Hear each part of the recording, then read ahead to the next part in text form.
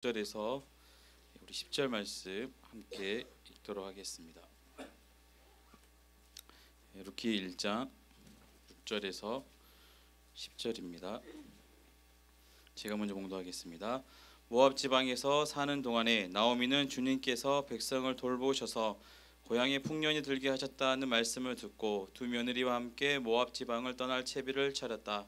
나오미가 사는 곳을 떠날 때에 두 며느리와 함께 떠났다. 그들은 이가다락으로 나가려고 길을 갔었다. 길을 가다가 나오미가 두 며느리에게 말하였다. 너희는 제각기 친정으로 돌아가거라. 너희가 죽은 너희의 남편들과 나를 한결같이 사랑하여 주었으니 주님께서도 너희에게 그렇게 해주시기를 빈다. 너희가 각각 새 남편을 만나 행복한 가정을 이루도록 주님께서 돌봐 주시기를 바란다. 나오미가 작별하려고 그들에게 이름을 맞추니 며느리들이 큰 소리로 울면서 함께 읽겠습니다.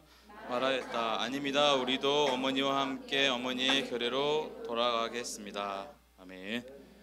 오늘은 룻기서의 말씀을 통해서 말씀을 좀 잠깐 나누도록 하겠습니다. 룻기는 읽어보셨죠? 읽어보셨을 거라고 생각합니다. 짧기 때문에 또 구약에서 여성이 주인공인 또 몇 안 되는 책 중에 하나이기 때문에 또 관심 있는 분들이 있을 수 있다고 생각을 합니다. 룻기의 주인공이 읽어보셨으니까 아시겠죠? 룻기의 주인공은 누구일까요? 그죠? 심청전의 주인공은 그렇죠. 신봉사가 아니듯이 룻기의 주인공은 우리가 룻이라고 생각할 수가 있습니다.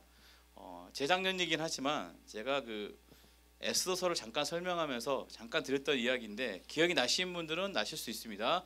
우리 에스더서의 주인공은 누구일까요? 그 에스더죠. 에스더서가 아니죠. 에스더죠. 근데 에스더서를 쭉 읽어보시면 에스더가 많이 나옵니까? 모르드게가 더 많이 나옵니까? 모르드게가 훨씬 더 많이 나오고 모르드게에 대한 사건들이 굉장히 많고 어떻게 보면 격가지처럼 에스더가 거기에 붙어있는 것처럼 보입니다. 안 읽어보셨군요. 네.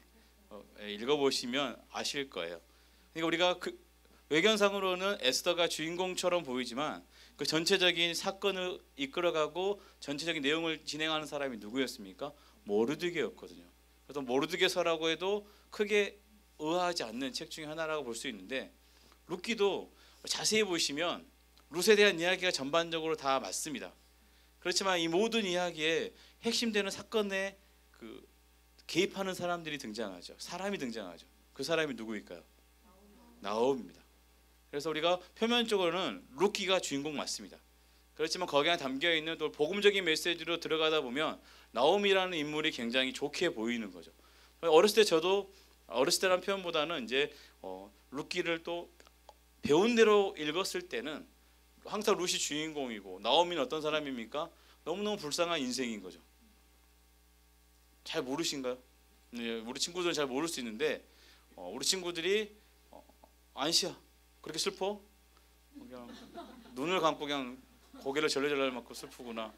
힘을 냈으면 좋겠어. 네. 우리 딸이 십자가 진 거예요. 몇몇 같이 쓰러진 친구도 있었는데 제가 넘어간 겁니다. 너 때문에 다 잊어버렸다. 네? 너무 반응을 잘해주시니까 제가 몸둘 바를 모르고. 나오미 삶을 보면 굉장히 슬프고 답이 없는 인생 중에 하나로 볼 수 있는 상황입니다. 그런데 그 삶 속에서 오늘 우리에게 주는 하나님의 은혜와 말씀이 분명히 있는 것 같습니다. 그래서 여우주연 같은 룻보다 감춰져 있는 진짜 주인공인 나오미를 통해서 오늘 말씀을 잠깐 소개하려고 합니다. 우리는 나오미가 불쌍한 사람으로 치부할 수 있지만 마지막에 보아스와 룻을 통해서 태어나는 인물이죠. 오벳입니다. 보이다 이렇게 생각하시면 되죠. 보이다라고 항상 외우거든요. 보아스가 오벳을 낳고 이세 다윗이 이렇게 연결되거든요. 한마디로 오벳은 누구죠? 다윗의 할아버지, 이세의 아버지. 그렇죠. 우리가 생각하는 구약의 그 왕 다윗의 할아버지가 맞죠. 그러면 룻과 보아스는 누가 됩니까? 다윗의 증조 할머니 할아버지가 되는 사람들이 되는 거죠. 그래서 그냥 사사기 중간에 다윗이라는 왕이 등장이 중간에 그냥 양념처럼 들어있는 내용이라고 생각을 했지만 그렇지 않더라고요. 왜냐하면 이제 집에 가서 잠깐 읽어보시면 됩니다. 룻기 4장에 보시면 마지막 부분에 룻이 아들을 낳습니다. 오벳을 낳았어요. 그런데 많은 사람들이 누굴 축복합니까? 나오미를 축복하고 오벳을 축복해 계십니다. 그리고 나오미가 이 아들을 안으면서 그죠, 손자를 안았는데 나의 아들이라고 고백하잖아요. 그걸 생각해 보면 처음에 누구를 시작하죠? 망한 나오미로 시작하지만 마지막에 뭐죠? 완벽하게 회복이 되어 있는 나오미로서 이야기가 끝이 나거든요. 그렇다 보면 룻기서기 때문에 룻이 주인공처럼 보이지만 그렇지 않을 수 있는 거죠. 그리고 또 오늘 전반적으로 내용을 보면 하나님이 등장하십니까? 등장하지 않습니까? 하나님은 등장하지 않습니다.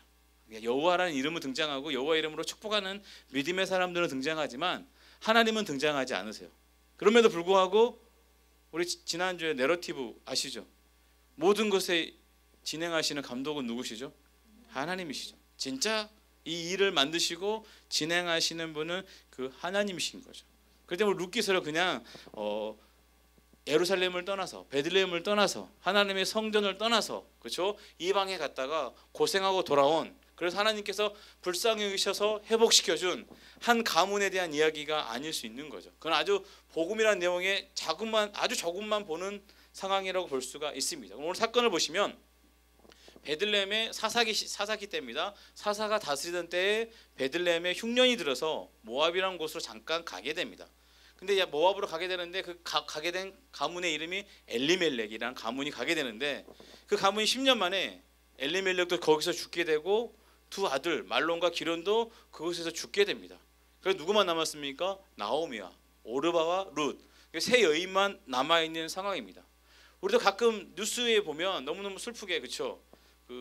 경제적인 어려움 때문에 극단적인 사건을 하거나 아니면 정말로 굶어서 죽어가지고 뒤늦게 발견되는 그런 소식을 들 때마다 마음이 아프잖아요. 근데 3,000년 전이라고 생각해 보시면 3,000에서 3,100년 전의 사건입니다. 이때 있었던 일인데 그때 시대에 여인 3명이, 요즘 같으면 상관이 없을 수 있겠지만 여인 3명이 살 수 있는 방법이 있을까요? 없을까요? 거의 없죠. 요즘같이 국가가 어려운 사람들을 도와주곤 하는 그런 시스템이 전혀 없기 때문에 그런 상황에서 여인 3명이 살아간다는 것은 결코 쉬운 일이 아니죠. 모압에서 더 이상 소망이 없습니다. 그런데 하나님께서 베들레헴에, 이제 나오미의 고향이죠. 떠나온 그 고향인데 베들레헴에 하나님께서 은혜를 베푸신 것을 소식을 듣고 이제 고향으로 돌아가기로 마음을 먹습니다. 그런데 여기서 한번 우리 생각을 해보시기 바랍니다. 내가 나오미다.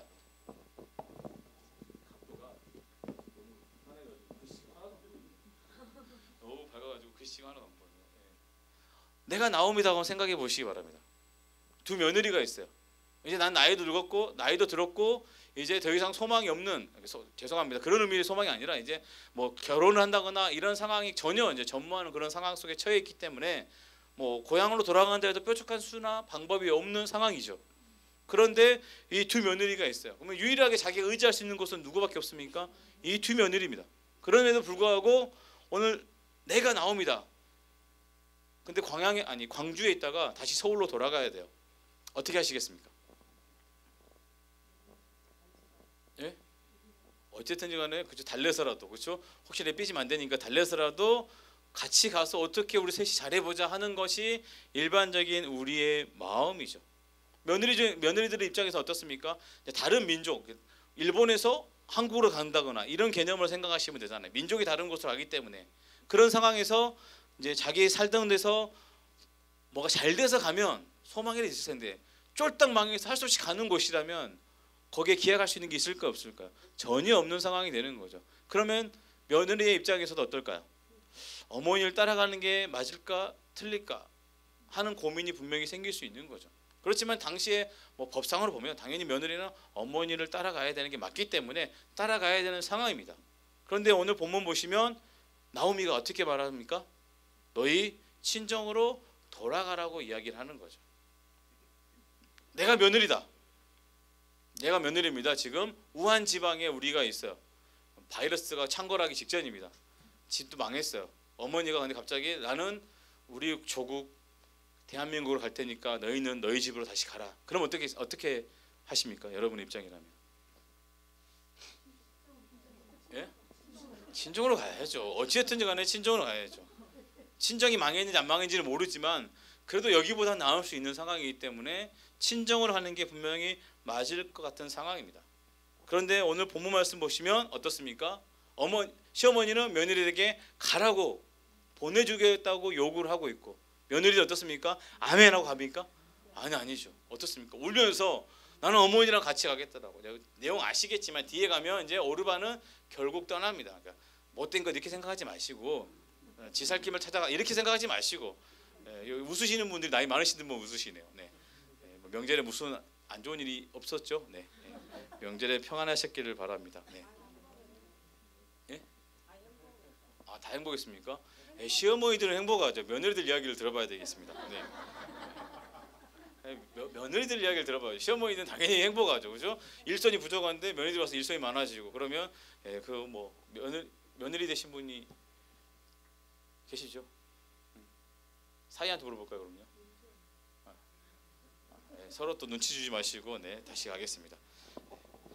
오늘 보시면 우리가 뭐 명절 이야기 나왔으니까 그렇죠? 명절이 다가오면 갑자기 온몸이 아프고 그렇지 않습니까? 없던 병도 생기고 입원하는 그렇죠. 막 그런 빈도가 높아지는 게 오늘날 현실인데 명절 잠깐도 못 해보겠는데 이 며느리들은 어떻습니까? 기약 없는 이방 땅에 가서 이제는 늙은 어머니를 복양하다 그렇게 죽어야 되는 입장이 되는 겁니다. 근데 어머니가 그냥 너희 고향으로 돌아가라고 선대해 주면 못 이긴 척 충분히 갈 수 있잖아요. 근데 이 며느리들은 아니라고 이렇게 고백을 하는 거죠. 여기서 보면 이 장면이 어떠면 나오미가 약 10여 년간 모압 땅에서의 삶이 어땠는지를 우리가 엿볼 수 있다고 생각을 합니다. 우리가 아주 간단하게 사극만 봐도 그렇죠?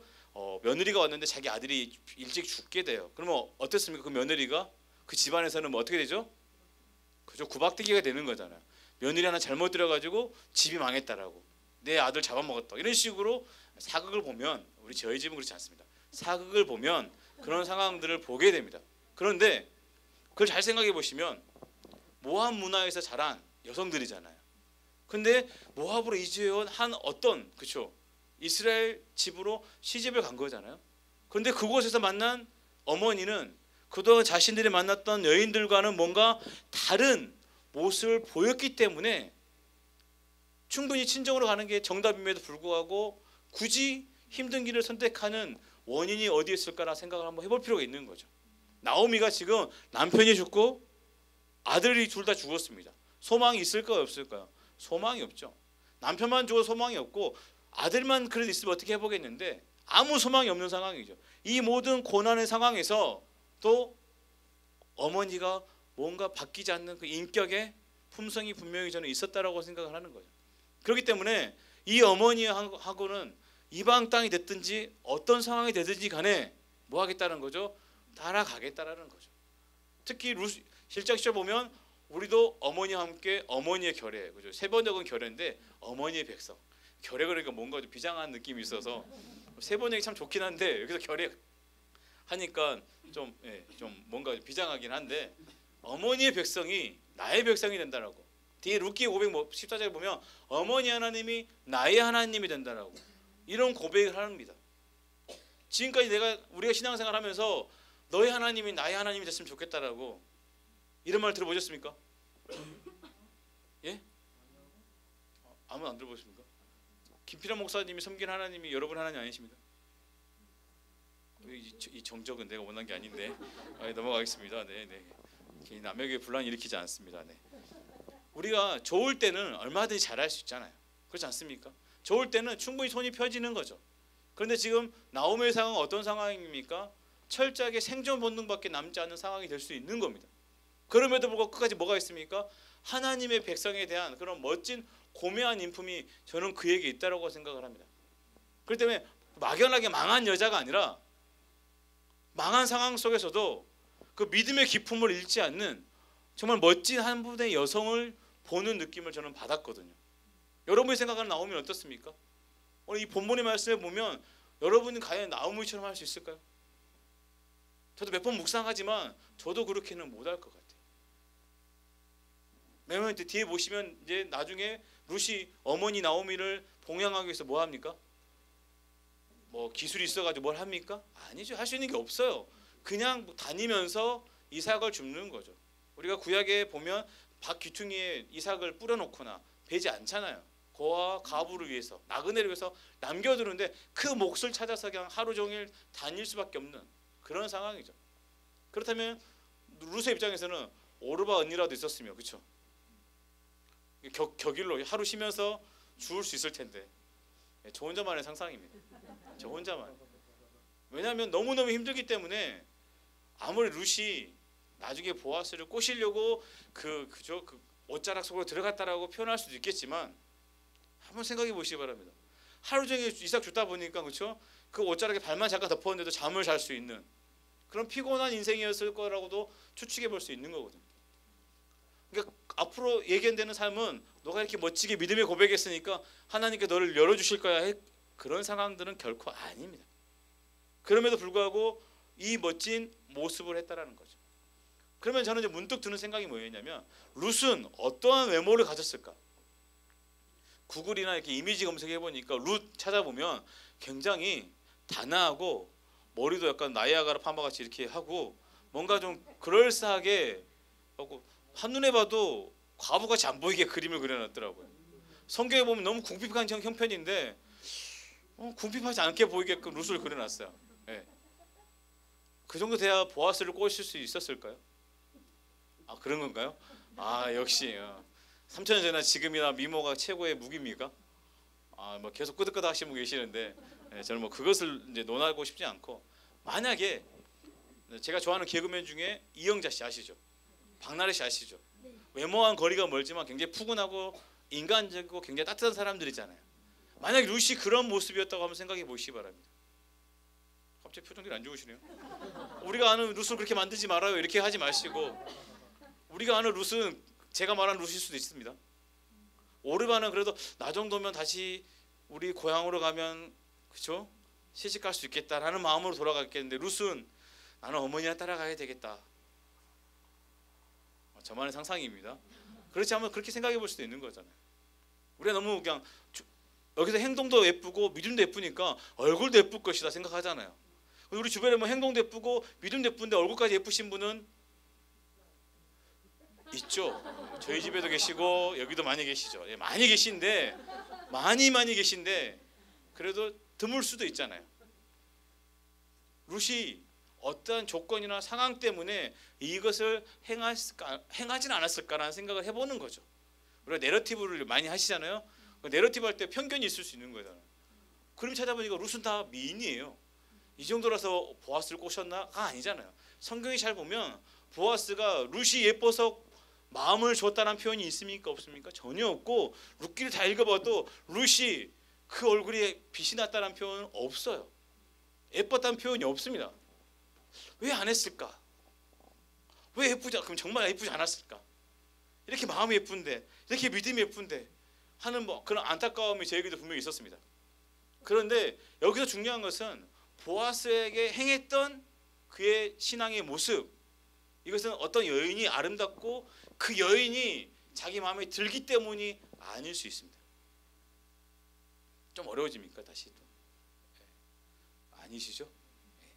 그러니까 좀 다양한 우리가 가지고 있는 편견들을 읽으신 분, 안 읽으신 분들 괜찮은데 읽으신 분들을 좀 잘라내고 들어가려고 한 가지 굳건한 믿음의 소유자는 맞는 것 같아요. 왜냐하면 우리가 1장 14절 말씀을 그냥 본인 성경책으로 잠깐 읽으셔도 됩니다. 1장 14절입니다. 함께 읽겠습니다. 그들이 마침내 오르반은 시어머니에게 입맞추면서 작별 인사를 드리고 떠났다. 그러나 룻은 오히려 시어머니 곁에 더 달라붙었다. 그렇죠. 세번역은 좀 강합니다. 내용이 더 달라붙었다. 붙쫓았다라고 이렇게 좀 개혁 개정은 약간 좀 고상한 표현인데 더 달라붙었다. 왜 더 달라붙었을까요? 내 꼴을 보니까 어머니 전화는 안 돼요. 고향 돌아가도 답이 없어요. 어머니 저 버리지 마세요. 이거였을까요? 이 더 달라붙었다는 단어 때문에 룻이 미인이 아닐까라는 생각 잠깐 해보게 됐거든요. 근데 여기서는 바라크입니다. 붙잡다는 뜻입니다. 근데 우리 창세기 2장 24절에 처음 쓰여지는데 남자와 여자가 한 몸이 됐을 때 결합했다는 표현도 되어 있어요. 합치다는 표현이 되어 있거든요. 누가 합쳐주는 거죠? 하나님이죠. 바라크라는 단어는 하나님과 이스라엘 백성의 관계에만 쓰이는 거예요. 그러니까 여기서 룻이 어머니를 달라붙었다고 표현하고 있지, 어머니를 붙들었다고 표현하고 있지만 룻은 시어머니가 나라도 나까지 가버리면 우리 어머니 어떻게 불쌍해서 안 돼 하고 붙든 것이 아니라 이 어머니 뒤에 있는 누굴 붙든 거죠? 하나님을 붙든 거죠. 지금 룻기서에는 하나님이라는 그런 하나님이 등장하지 않지만 이 모든 사람들이 어떻게 행동을 하냐면 믿음의 모습으로 행동을 하고 있어요. 나오미는 생존 본능으로 살지 않습니다. 뭐로 삽니까? 하나님의 백성다운 고품으로 품격 있는 모습으로 삽니다. 나는 굶어 죽어도 너희들에게는 선대할 수 있는 그런 넉넉함. 룻은 어떻습니까? 나 없으면 어머니 어떻게 해가 아니라 그 어머니가 믿고 있는 그 하나님을 붙드는 그 믿음이 오늘 본문에 분명히 있다라는 거죠. 우리가 잘되고 승승장구할 때 하나님을 얼마든지 전할 수 있죠. 우리 그런 생각 안 해보십니까? 새롬교회가 지금 이 자리가 벌써 많이 채워졌잖아요. 어제도 담임 목사님이랑 같이 여기 근처에 한 식당에 갔는데 성도님들 몇 분 정도 모이시냐 그러니까 목사님이 이제 몇 분 모인다 그러니까 나가봐야 되겠다는 표정을 약간 가지시더라고요. 장사가 잘 안 되시나 봐요. 가서 여러분들이 많이 먹으셔야 될 것 같아요. 그럼 한 영혼 살릴 수 있을 것 같아요. 예? 예, 그죠. 곰으로 만든 뭐 있잖아요. 예. 곰으로 만든 거. 예. 그렇다면 이제 오늘 본문의 말씀을 보면 나오미의 삶에서는 그 무너진 삶임에도 불구하고 하나님에 대한 롯의 믿음이 흔들리지 않고 있잖아요. 그것을 우리가 살펴볼 필요가 있는 거죠. 그 이유는 뭐냐면 바로 우리 8절과 9절 다시 한번 읽겠습니다. 8절 9절입니다. 함께 읽겠습니다. 너희는 제각기 친정으로 돌아가거라. 너희가 죽은 너희의 남편들과 나를 한결같이 사랑하여 주었으니 주님께서도 너희에게 그렇게 해주시기를 빈다. 너희가 각각 새 남편을 만나 행복한 가정을 이루도록 주님께서 돌보아 주시기를 바란다. 나오미가 작별하려고 그들에게 입을 맞추니 며느리들이 큰 소리로 울면서 아멘. 개역개정에 보면 너희가 사랑했다라고 표현하고 있지만 개역개정에는 너희가 선대했다라고 나와 있어요. 그러니까 이 며느리들도 괜찮은 사람들인 것 같아요. 모압 여인이었음에도 불구하고 지난 10년 동안 아마 아버지나 남편들이 병들었거나 어떤 사고로 죽었을 때 그 어려운 상황임에도 불구하고 끝까지 뭐 했다라는 거죠? 아름답게 잘 마무리 짓고 섬겼다라는 표현이 담겨 있어요. 아샤예요. 행했다라는 표현인데 이 행함이 그냥 아무렇게 행하는 것이 아니라 선하고 아름답게 행하는 것을 표현하고 있기 때문에. 그런데 뒤에도 뭐죠? 동일하게 하나님이 너희를 사랑해 주시길 원한다. 우리 개역개정에도 하나님께 너희를 선대해 주시길 원한다라고 표현되어 있는데 뒤에 있는 표현은 달라요. 아샤 헤세드예요. 그냥 아샤가 아니라 사람이 할 때는 아샤인데 하나님이 행하실 때는 하나님이 너희를 선대해 주길 원한다고 표현할 때는 아샤 헤세드라는 단어가 뒤에 들어와요. 무슨 뜻일까요? 하나님의 인내하심이, 하나님의 은혜가, 하나님의 열심이, 하나님의 자비와 하나님의 사랑이 뭐죠? 너희를 일해 주시기를 원한다는 표현이 거기에 담겨 있는 것이죠. 이 부분이 저는 롯의 가장 지금 뭐죠? 큰 핵심이라고 생각을 해요. 어쩌면 현재 그 자신의 두 며느리들에게 지금 해줄 수 있는 게 전혀 없잖아요. 경제적으로 뭐 위자료를 떼어주거나 할 수 있는 형편이 전혀 아니잖아요. 그래서 돈이 전혀 들지 않는 그냥 축복, 그죠? 입으로 할 수 있는 축복을 했다라고 표현할 수 있지만 재미난 건 뭐냐면 나오미의 축복의 기도대로 룻기의 내용이 어떻게 됩니까? 진행이 되어집니다. 아시죠? 뒤에 룻이 어떻게 됩니까? 정말로 새 남편을 만나고 우리 오르바는 못된 년이야 이렇게 생각하지 마시고 오르바도 어머니가 계속 권해서 돌아간 거잖아요. 아마 오르바도 모압에 가서 아마 나오미의 축복 기도대로 하나님의 헤세드가 그에게 일하셨을 것이고 오르바도 어떤 좋은 아름다운 가정을 꾸려서 여생을 평안하게 마무리 지을 수도 있지 않았을까라는 상상을 잠깐 해보게 됩니다. 정말로 이 나오미의 축복대로 하나님은 롯을 어떻게 합니까? 선대하셨고 보아스를 통해서 새 남편을 만나서 정말로 위로받기도 하셨고 괜찮아요. 괜찮아요. 졸고 있어도 예쁘네. 괜찮아요. 몇 주 전에 담임 목사님이 차를 탔더니 영상을 딱 틀어주더라고요. 기가 찢어지는 줄 알았어요. 제가 말했습니다. 이거 이미 봤다고. 이미 봤으니까 틀지 말라고 알고 있다라고 했는데도 끝까지 그 차에서 틀시더라고. 그냥 첫째, 그리고 아들, 어머니까지 온 식구가 다 무슨 목을 그냥 성대를 하나님께 다 들이셔가지고 너무 귀하고 아름다운 찬양인데 제가 꾀꼬리만 많이 듣다 보니까 힘들더라고요. 그래서 꺼달라고 못 듣게 나는 힘들다. 우리 집에 더 좋은 거 있다. 제가 이제 이렇게 시아가 진짜 더 이상 말하지 않겠습니다.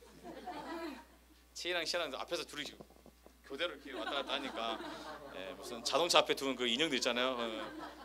아주 아름답고 괜찮아. 오케이 좋아. 리듬만 맞춰주면 돼. 알았지? 리듬만. 갑자기 이상 이렇게 흔들면 나가 놀라니까 이렇게 리듬만 맞춰주면 괜찮게 갈 수 있어요. 네. 우리가 하나님을 전하고 싶을 때, 우리 하나님을 전하고 싶을 때 내 자신이 승승장구하고 우리 교회가 성장하고 부흥하고 정말로 제가 그냥 기도만 했는데 갑자기 버뜩버뜩 병이 났고 그러면 역시 하나님이 나와 함께 일하시는구나 얼마든지 우리 뿌듯해하고 확인할 수 있잖아요. 근데 나오미의 삶에서 지금 그 하나님의 일하심을 확인할 수 있는 방법이 있습니까 없습니까? 전혀 없어요. 그럼에도 불구하고 나오미는 기도를 끊었습니까 안 끊었습니까? 하나님과 관계를 끊었습니까 끊지 않았습니까? 절대 끊지 않은 사람이에요. 마지막 며느리들에게 그 마지막 그 자리에서도 하나님의 이름을 그들에게 권면하고 그들에게 복을 주는 것을 우리가 분명히 볼 수가 있어요. 우리도 마찬가지입니다. 승승장구하면서 하나님을 전한 인생들이 몇이나 될까요? 성경에 몇이나 있을까요? 잘 찾아보면 말해 주십시오. 성경 읽게 하고 계시지 않습니까? 한 명도 없습니까? 우리가 그래도 좀 이렇게 많이 챙겨오는 부분이 그 다니엘은 뭐 크게 문제 없이 마지막까지 잘 간 것 같아요. 그리고 우리가 요셉 정도, 요셉도 좀 힘든 적이 분명히 있었죠. 우리 다윗 하고 싶은데 다윗도 그렇죠. 잘 보면 우여곡절이 굉장히 많잖아요. 솔로몬은 괜찮다가 나중에 그렇죠. 똥볼도 이런 똥볼이 없죠.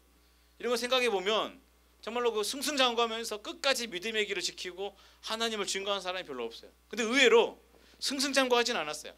그냥 무너진 삶임에도 불구하고 하나님의 헤세드, 하나님의 은혜와 사랑을 경험하고 그 영광을 찬양하는 경우는 성경에도 많고 여기도 많이 계시지 않습니까? 왜 하나님은 나한테만 이러시는가 하실 때 있는데 가만히 생각해 보면 우리는 평균입니다. 그렇지 않습니까? 어쨌든 건져 주셨잖아요. 그 정도는 안 됩니까? 보따리 내놔야 되는 겁니까? 이제 건졌으니까. 보따리는 다음에 챙기시고요. 우선 사는 게 중요하지 않습니까? 우선 살고 나서 보따리는 다음에 생각하셔야죠.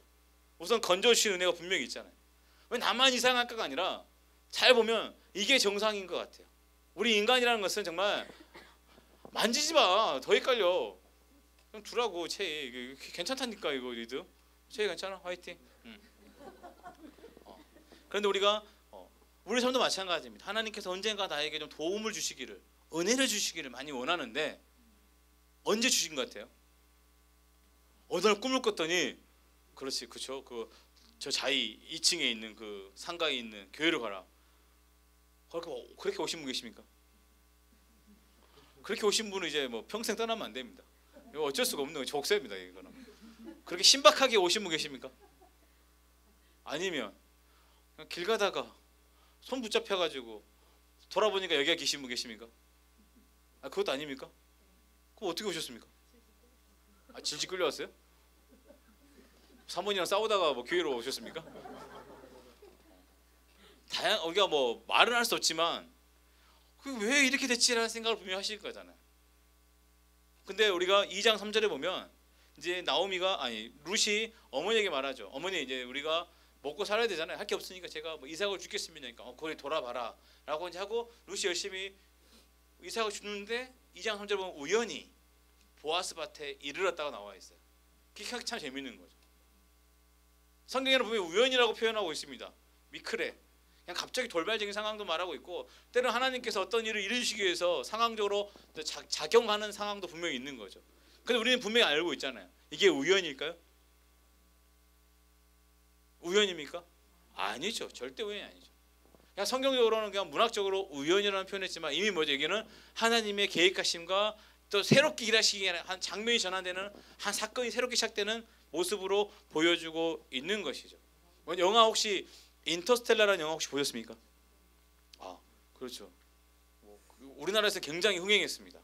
흥행한 이유가 뭐냐면 상대성 이론, 웜홀 이렇게 다양하게 과학의 내용을 영화로 잘 표현했다고 해서 어머니들이 아이들을 데리고 가서 그 영화를 보게 했다는 거. VOD 판매율도 굉장히 높아요.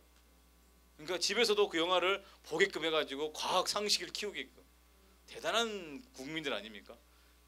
그래서 정말 저도 처음 그냥 봤을 때는 어렵더라고요. 무슨 내용이지 하고 그래서 내가 과학 상식이 부족해서 어렵구나라고 생각하고 이제 막 다양한 블로그들 내용을 읽고 다시 보기 시작했어요. 그래도 어렵더라고요. 왜냐하면 뜬금없거든요. 갑자기 이야기가 진행이 되는 부분이 중간중간에 뜬금이 없어요. 근데 나중에 보고 한 6분 정도 봤거든요. 우리 청년들하고 이제 그 나눔을 하려고 했는데 너무 어려워서 이제 다음에 하기로 묵혀둔 겁니다. 근데 이제 영화로 나눔을 할 때도 있는데, 왜냐면 뭐 책을 읽어와라 그러면 잘 안 읽거든요. 영화는 그러면 잘 보고 오더라고요. 그래서 이제 거기에 담겨 있는 메시지를 나누려고 하다 보니까 이제 했는데, 나중에는 그 안에 진짜 기독교적인 사고와 생각을 가진 사람들만이 볼 수 있는 장면들이 보이는 거예요. 그리고 거기 하나하나 갑자기 일이 해결되는 상황들이 그냥 왜 저렇게 뜬금없이 해결이 되지가 아니라, 거기가 뭐죠? 하나님이 만드신 장치처럼, 오늘 본문의 그 우연처럼 이루어지는 사건들이 거기에 있는 거예요. 나중에 그 장면들 전체적으로 놓고 보니까 그게 우연이 아니더라고요. 그리고 온 우주에 충만하신 하나님의 헤세트가 거기에 저는 보였어요. 저는 너무 좋았어요. 가지고 와, 이거구나. 뜬금없는 게 아니었구나. 마찬가지입니다. 우리의 인생도 마찬가지입니다.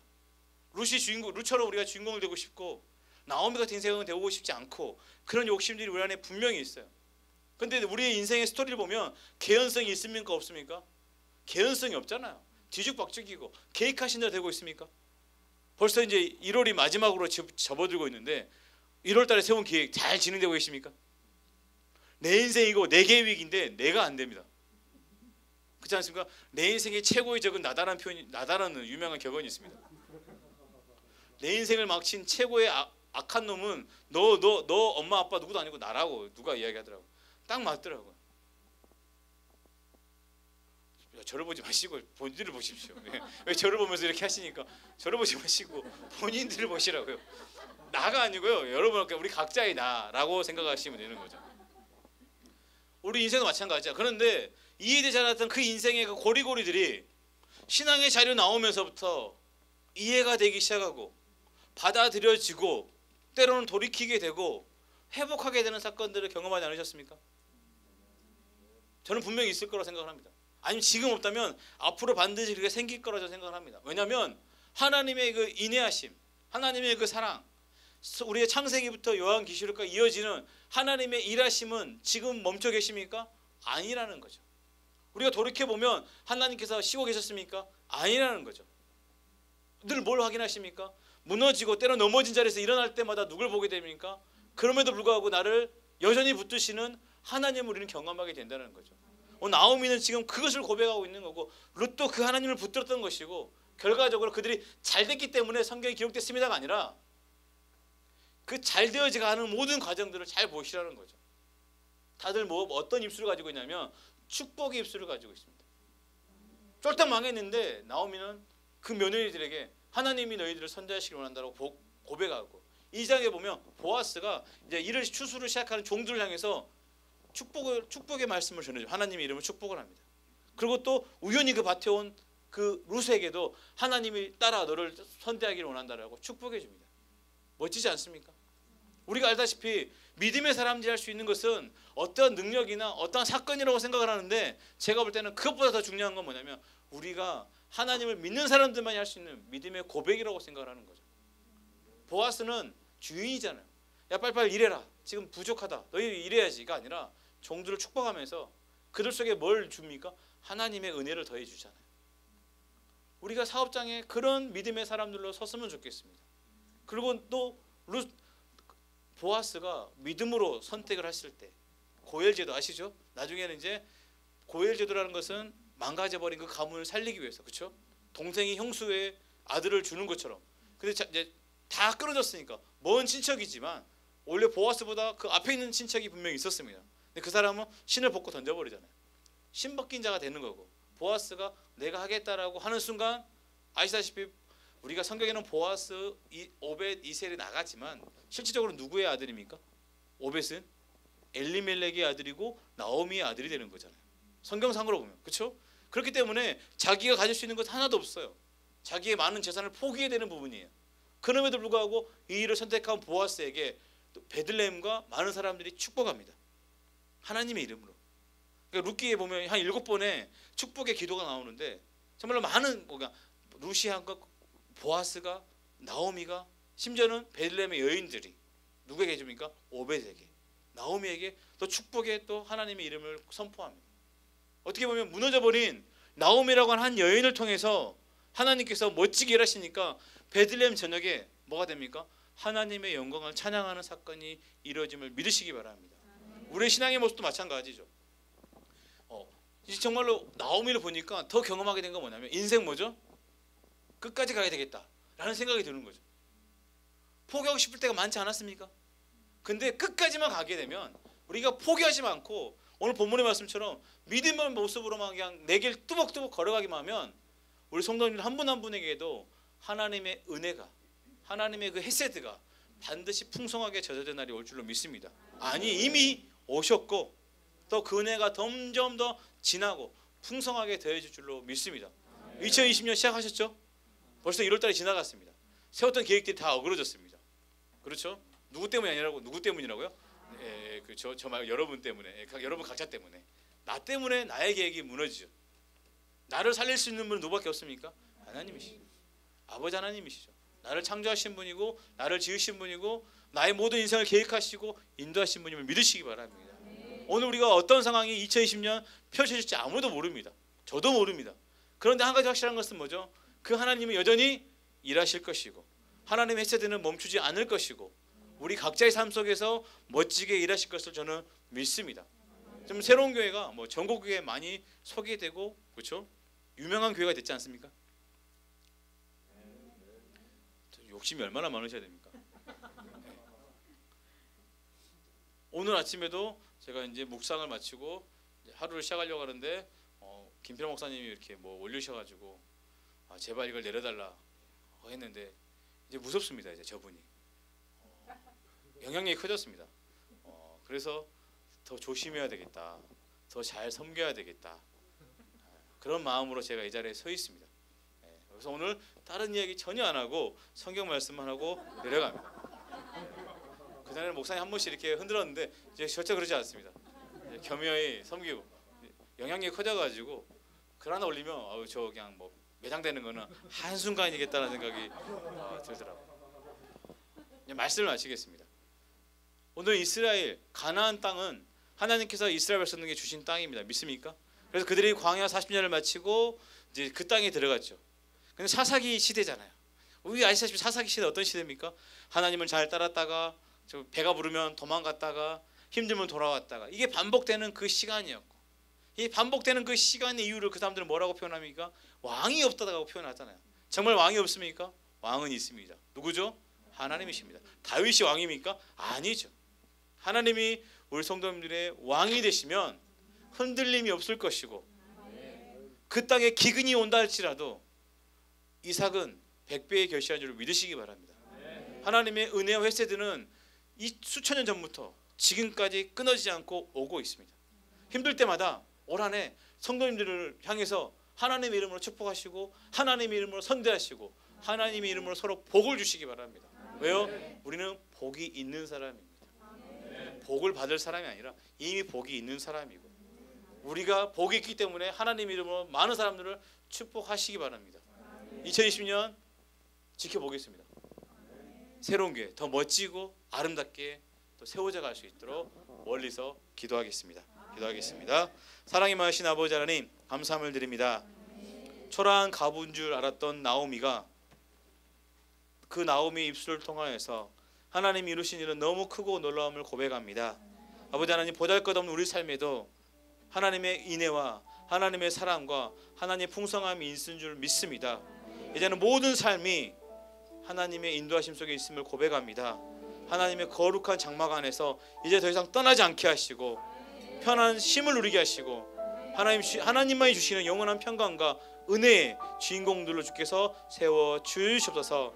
세상은 우리 알지 못하지만 하나님 우리를 나오미처럼 품어 안으시고 늘 우리를 주인공으로 삼고 일하신 줄을 믿사오니 이 믿음으로 2020년 우리 새로운 교회 각 성도님들 가정마다 사업장마다 하나님의 풍성한 은혜와 복이 넘치기를 주여 기도합니다. 예수님 이름으로 기도드립나이다. 아멘.